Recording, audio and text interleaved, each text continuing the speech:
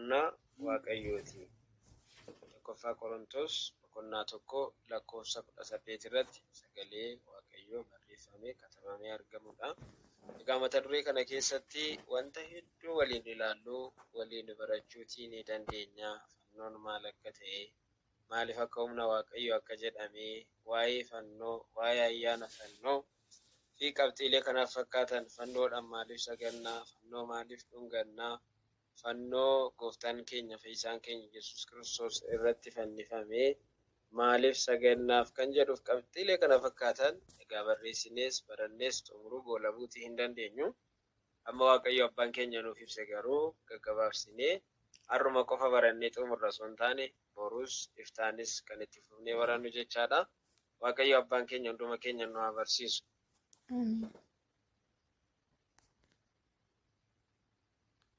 ነጋማ ሚቲ መስቀል የእግዚአብሔር ኃይል ነው።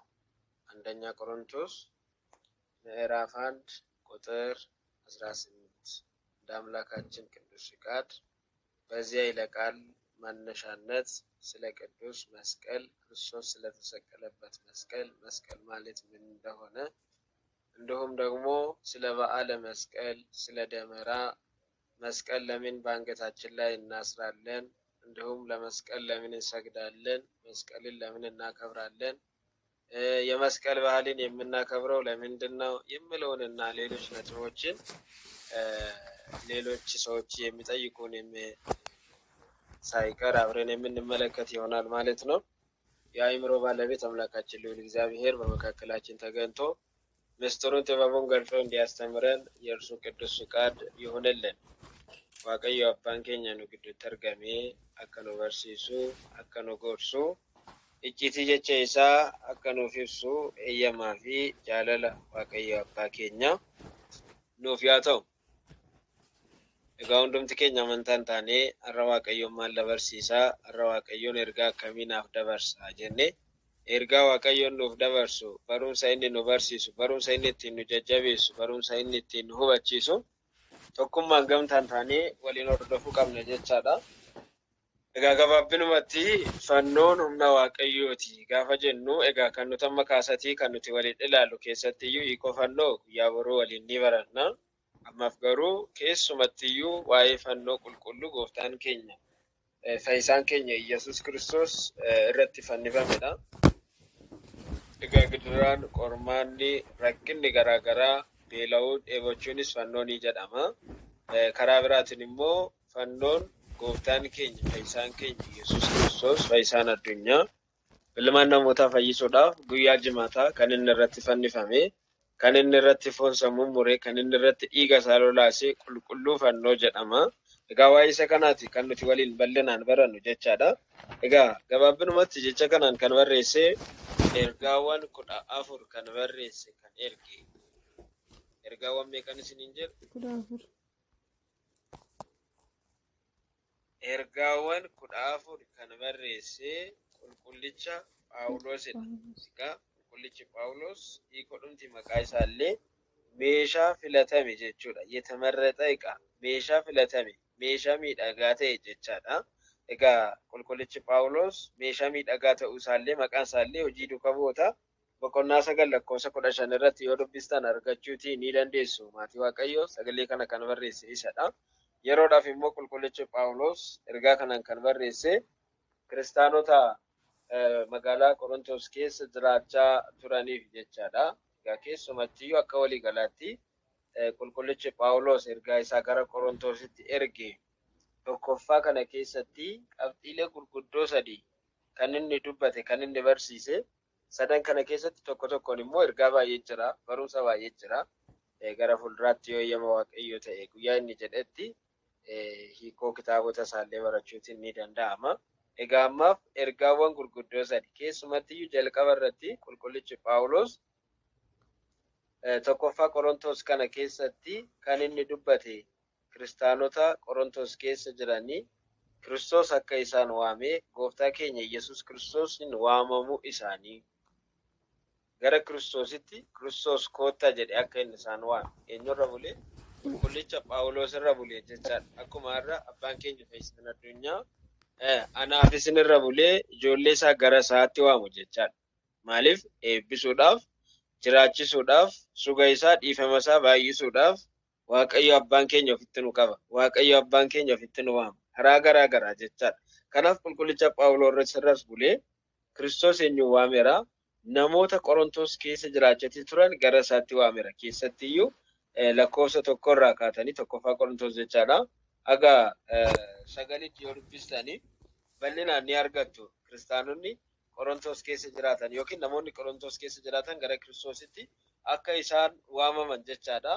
Inni kan biraa uummanni Qorontos keessa turan tokkummaadhaan jiraachuu akka isaan qaban waa'ee tokkummaa qulqullichi Phaawulos kutaa kitaaba qulqulluu kana keessatti barsiiseera. Waa'ee maaliin isin jedhe?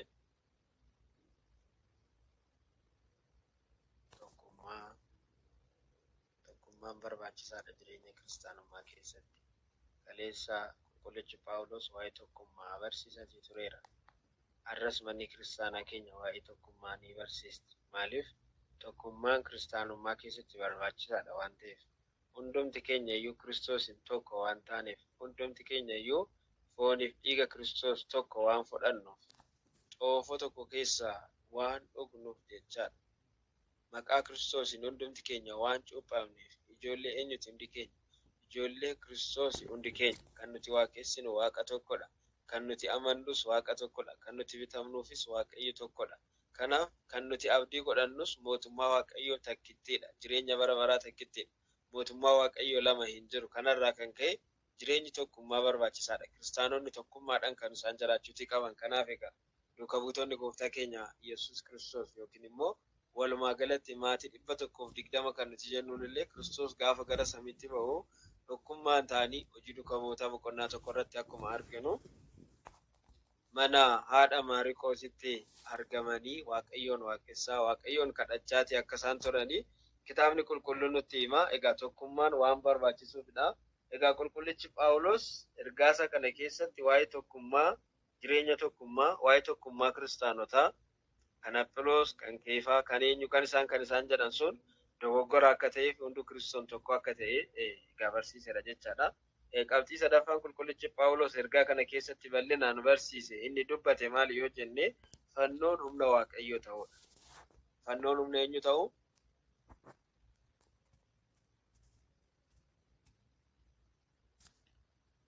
Fannoon humna Waaqayyoo ta'uudha. Mata dureen barumsa keenyaas fannoon humna Waaqayyooti kan jedhu Qidduus Phaawulos በዚህ ወደ ቆሮንቶስ በላከው መልእክቱ ማለትም ያው የመጀመሪያ መልእክቱ ላይ ማለት ነው ሶስት ዋና ዋና ነገሮችን ወይ ፍሬ ሐሳቦችን ጽፏል፣ አስተምሯል። የመጀመሪያ ከቁጥር 1 እስከ 9 ያለው ሲሆን የቆሮንቶስ ሰዎች ወደ ጌታችን ወደ መድኃኒታችን ወደ ኢየሱስ ክርስቶስ ስለመጠራታቸው ክርስቶስ ወደ ራሱ እንደጠራቸው በማን ላይ አድሮ? በቅዱስ ጳውሎስ ላይ አድሮ ክርስቶስ እንደጠራቸው ወደ ክርስቶስ እንደተጠሩ ቅዱስ ጳውሎስ በዚህ መልእክት ውስጥ ጽፏል። ሁለተኛ ላይ ደግሞ ስለ ቆሮንቶስ ምዕመናን አንድነት ቅዱስ ጳውሎስ በዚህ መልእክት ውስጥ ስለ አንድነት አስተምሯል፣ ስለ አንድነት ሰብኳል።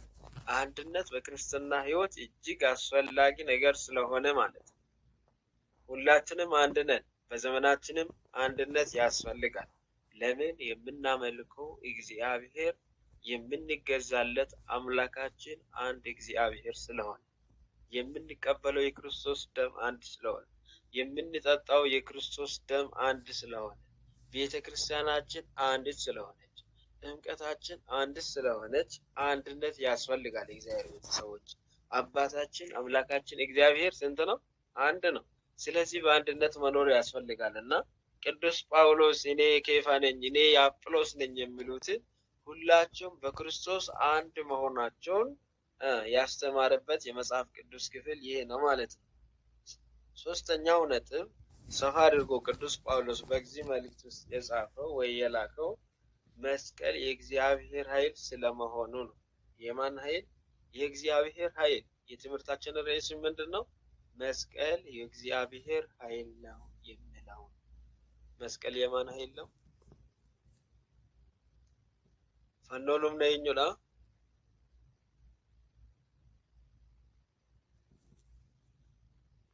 fannoon humna waaqayyooti jedha.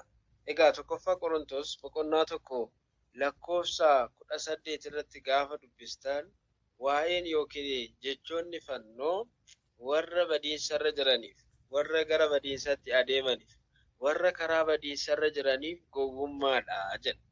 Warra gara badiisatti adeemaa jiran, warra daandii badiisarra adeemaa jiran, warra daandii dogoggoraarra adeemaa jiraniif fannoon waaqayyoo jechi fannoo maalidhaan isiniin jedhee dogoggora gowwummaadha jedha qulqullichi Phaawulos. Erga isa kana jedhee booda garuu maal jedha? Nuyiif garuu jedha. Nuyi humna waaqayyooti.